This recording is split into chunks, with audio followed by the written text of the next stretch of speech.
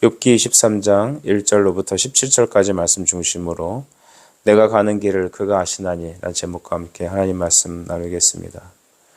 욥은 하나님께만 나아가고자 합니다. 그렇습니다. 믿음은 하나님이 계신 것을 믿고 그에게 나아가는 자마다 상 주시는 것을 알아야 되는 것입니다.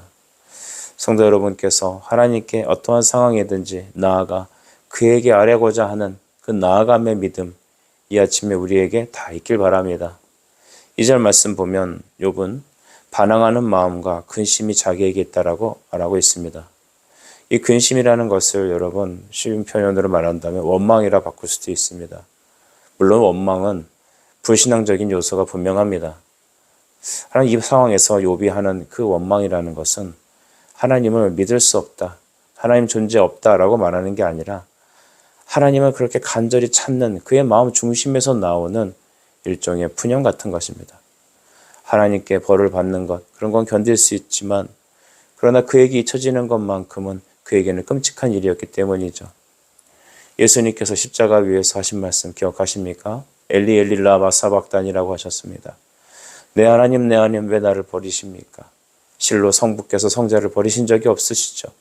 그러나 죄가 쏟아지는 심판받는 그 십자가 위에서는 여러분 잠시 동안이나 그러한 그리스도께 쏟아지는 저주로 인하여 예수께서는 하나님 나를 왜 버리십니까? 라고 호소하실 수밖에 없었던 것입니다. 하나님은 나를 버리시지 않는다. 하나님은 여러분을, 우리 교회를 결코 버리시지 않는다. 왜 그럴까요? 호세아 11장 8절에 그가 약속하신 말씀 때문입니다. 에브라임이여 내가 너를 어찌 놓겠느냐?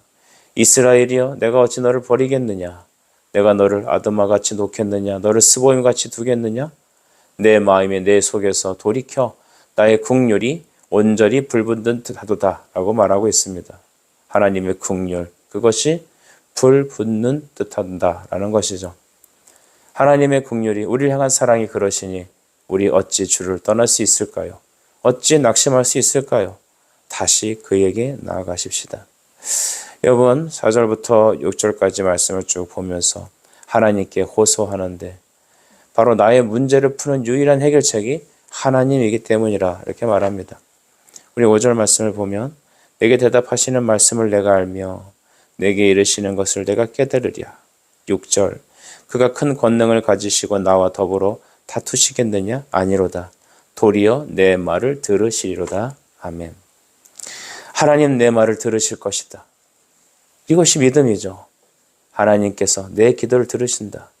우리 교회를 하나님께서 기도하기를 원하시고 그 기도를 듣기를 원하신다. 하나님은 우리에게 이렇게 말씀하시는 것입니다. 여러분 하나님은 우리를 버리시지 않죠. 구약의 하나님은 혼내시고 무서운 하나님이라고 생각하고 신약에서 나오는 하나님은 인자하고 사랑이 많으신 아버지처럼 생각한다면 우리 성경을 잘못 이해하는 것입니다. 율법이라는 것 자체도 바로 죄인을 사랑하시는 하나님의 사랑으로 가득 차 있는 바로 말씀입니다. 요한일서 4장 16절 말씀을 보시면 하나님이 우리를 사랑하시는 사랑을 우리가 알고 믿었노니 하나님은 사랑이시라. 사랑 안에 거하는 자는 하나님 안에 거하고 하나님도 그 안에 거하시느니라 라고 기록합니다. 하나님은 사랑이십니다. 그 사랑이 우리 안에 거하십니다. 우리 안에 있는 주변에 있는 환경이 욥과 같이 고난의 시간이 있다 하더라도 때로는 우리 기도를 하나님이 외면하는 것 같이 내가 하나님께 버림받은 자 같은 느낌을 받는 그때에도 하나님은 결코 버리신다 아니하신다로 말씀하셨으니 내 기분, 내 상황을 놓고 하나님 판단하지 말고 하나님 말씀을 듣고 그 말씀을 붙잡고 기도하는 그런 은혜의 성도들이 되시길 간절히 축복합니다. 욥은 거기서 하나님께서 내 기도를 들으실 거라고 말하고 있죠. 7절입니다. 거기서는 정직한 자와 그가 변론할 수 있은즉 내가 심판자에게서 영원히 벗어나리라 라고 했습니다. 거기서는 그때에는 이란 말입니다. 누가 하나님께 나아가려 합니까? 그것은 바로 예수님의 십자가의 공로를 믿는 사람들에게만 그럴 수 있습니다. 주님이 나를 위해 피 흘리셨다. 이 한 가지 주제가 우리 신앙의 가장 중요한 버팀목이 되는 것이죠. 예수님께서 여러분을 위해서 피 흘리셨습니다. 목사도 여러분을 위해서 피 흘린 자가 아니요 부모도 아닙니다. 바로 예수님 그분이 하나님의 아들이신 죄 없으신 그분이 우리를 위하여 피 흘려 주셨습니다. 주님 나를 위해서 피 흘리셨으니 우리가 그 공로 힘입어 날마다 하나님께 나아가십시다. 여러분, 하나님을 간절히 찾습니다. 8절과 9절이 그렇죠. 그런데도 가보니까 하나님이 안 계신다고 합니다. 9절, 그가 왼쪽으로 일하시나 내가 만날 수 없고 그가 오른쪽으로 돌이키시나 배울 수 없구나. 이 얘기는 하나님이 행하시는 그 일들을 내가 찾아보려고, 하나님을 만나보려고 찾아가 봐도 거기 계시지 않는다는 겁니다. 물론 하나님은 오른쪽에서도 일하시고 왼쪽에서도 일하시는데 내가 그때마다 가보면 하나님을 만날 수가 없다는 것입니다. 그것은 그의 시련이 얼만큼 심각하고 고통스러운지, 얼마나 기나긴지를 우리는 염두에서 알 수 있죠. 하나님께서는 그러나 욥에게 주시는 지혜는 뭐냐면, 하나님, 내가 지금 하나님을 만나지 못하는, 기도에도 응답이 없는 그런 답답한 시대를 살고 있지만 그러나 하나님 나를 연단시키고 계시겠지. 하나님은 나를 향한 계획이 있을 것이다.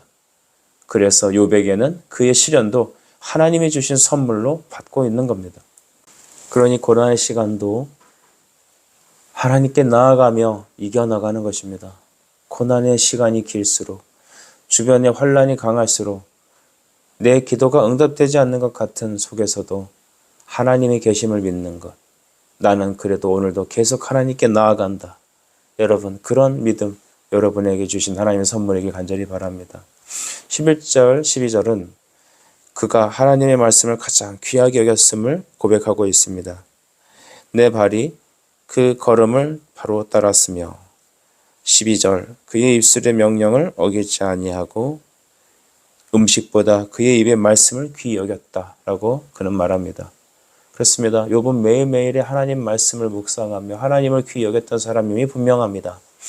그렇기 때문에 하나님께 나아가고 하나님께 나가겠다고 말하는 겁니다. 마치 아들이 익숙한 아버지의 품에 안겨서 아버지와 장난하듯이 그는 하나님께 안겨서 하나님에게 말을 묻고 하나님께 기도하는 것입니다. 간혹 어떤 권사님들 이렇게 기도하는 내용을 들어보면 그 권사님은 이렇게 기도하시더라고요. 하나님, 저 왔어요. 하나님, 저 그런 마음이 좀 그래요. 하나님, 저 이거 필요한데 하나님 이거 좀 주세요. 하나님, 저 함께 해주셔서 너무 고마워요. 여러분, 어떻게 말을 들어보면 주일학교 학생이 하나님께 하는 말같이 이렇게 기도하는 분 제가 가끔 봤거든요. 그래서 여쭤봤어요. 어찌 그렇게 기도하시냐고 했더니 하나님은 내 아버지시니까, 하나님은 나랑 친하니까.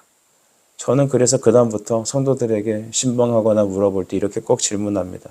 성도님, 요즘 예수님하고 친하세요? 여러분, 우리에게도 물어봐야 될 것 아닐까요? 좋을 때 여러분 누가 안 친합니까? 그런데 어려울 때, 그럴 때도 우리는 주님과 친합니까? 하나님께 나아가 그에게 말합니까? 하나님 말씀을 내가 먹는 음식보다도 더 귀히 여기나요? 오늘 우리가 이 믿음을 다시 회복해야 될 것입니다. 세상 사람들이 말씀을 기뻐하지 않는 이유는 몇 가지 이유가 있을 것입니다. 너 너무 바빠서라고도 하지만 실제로 그 마음속에 보면 그들의 마음이, 심령이 경건치 않기 때문일 것이며 성경 자체를 귀히 여기지 않는 그런 불신앙 때문일 겁니다. 하나님 말씀에 순종하기도 싫고 순종할 수도 없고 삶 속에서 그냥 내 인생에 고난이 없으면 됐지, 그 고난이 주는 순종 가운데 들어가려는 마음이 없기 때문이죠. 즉 하나님의 은혜가 없기 때문입니다. 여러분, 은혜가 왕노릇하길 축복합니다. 죄가 왕노릇하는 게 아니라 하나님의 은혜가 여러분을 삼키시고 은혜로 이끄시길 바랍니다. 그 증거는 말씀을 귀히 여기는 것입니다. 17절 말씀을 보면 욥은 두려워하는 것이 있는데 흑암이 내 얼굴을 가렸기 때문이 아니라고 말합니다. 하나님을 믿고 의지하면서도 계속되는 현실로 인하여 그는 끊임없이 영적 전쟁을 치르고 있습니다. 누가 전쟁하는 걸 좋아하겠습니까만 우리 현실은 끊임없는 영적 전쟁이 있습니다. 그는 병들고 환난당하고 가진 친구들의 여러 가지 어려움으로 인하여서 그는 괴로운 투쟁을 하고 있습니다.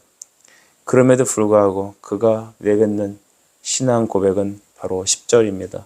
우리 10절을 나의 고백으로 고백할까요? 시작. 그러나 내가 가는 길을 그가 아시나니 그가 나를 단련하신 후에는 내가 순금같이 되어 나오리라. 아멘. 나의 가는 길을 그가 아시나니. 주님 내 길 아시죠? 주님 내 마음 아시죠? 주님 내 상황 아시죠? 주님 나는 주님밖에 없어요. 여러분 이렇게 하나님께 나아가십시오. 좀 부족하면 어떻습니까? 좀 비뚤어지면 어떻습니까? 중요한 건 하나님이 계시다는 걸 아는 거 아닙니까? 하나님이 내 기도를 들으시는 내 아버지시라는 것, 그걸 아는 거 아닐까요? 하나님께 나아가는 자는 반드시 상 주시는 것이다. 하나님, 나는 하나님께 나아가 내 마음을 토해놓고 그 하나님께 나는 아뢰 것이다. 지금 응답하지 않으셔도 때론 하나님께서 나를 반드시 바꾸시고 하나님께서 나에게 은혜 주실 것을 믿고 날마다 하나님께 나아가는 신앙, 여러분 그 나아감의 믿음이 이 아침에 저와 여러분의 믿음 되길 간절히 축복합니다. 기도하겠습니다. 사랑과 은혜의 주님, 다 깨닫지 못하지만 다 헤아릴 수 없지만 또 육신도 마음도 병들고 연약하지만 주님 새 힘 주심을 기대하고 주께 나가오니 이 아침에 기도하는 주의 성도들의 삶 속에 복과 은혜를 내려 주시옵소서. 나를 단련하신 후에는 내가 정금같이 되어 하나님 앞에 설 거라는 그 믿음의 고백이 오늘 이 시대를 살아가는 우리 성도들의 나아가는 믿음 되게 하여 주옵소서. 예수님의 이름으로 기도드립니다. 아멘.